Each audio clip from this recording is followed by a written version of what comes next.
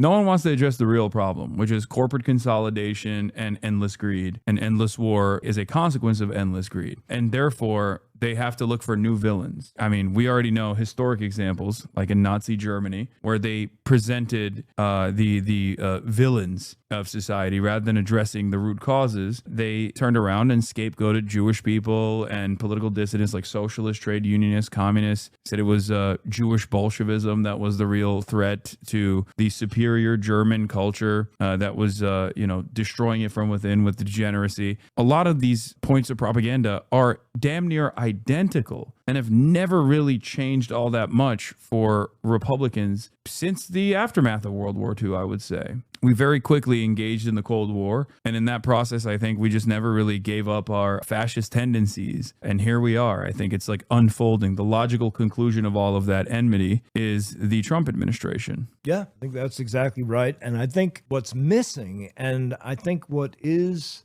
I don't know, an intrinsic part of the American people is compassion and spirit and a soul and empathy. I mean, they're starting to say that, oh, empathy is a really bad thing. You should. Yeah, I can't believe that. They're just being whole ass villains. That blows my mind. People, because I call empathy gets in the way of yeah. Give it all to me and fuck everybody else. Yeah. We don't care about those other people.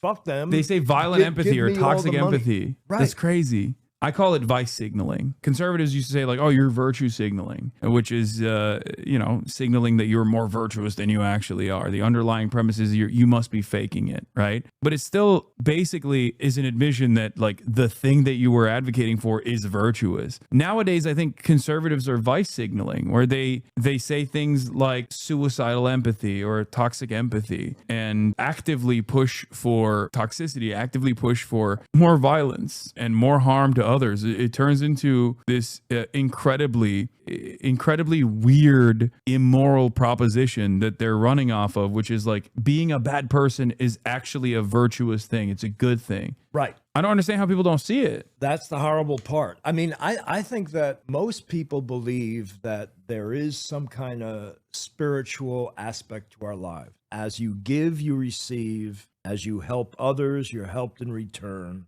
And it's the same for countries. As you give, you receive. As you help others, you're helped in return. The major way that the U.S. interacts with the world, especially now that, Trump has cut off, the measly aid that we used to give out. Yeah.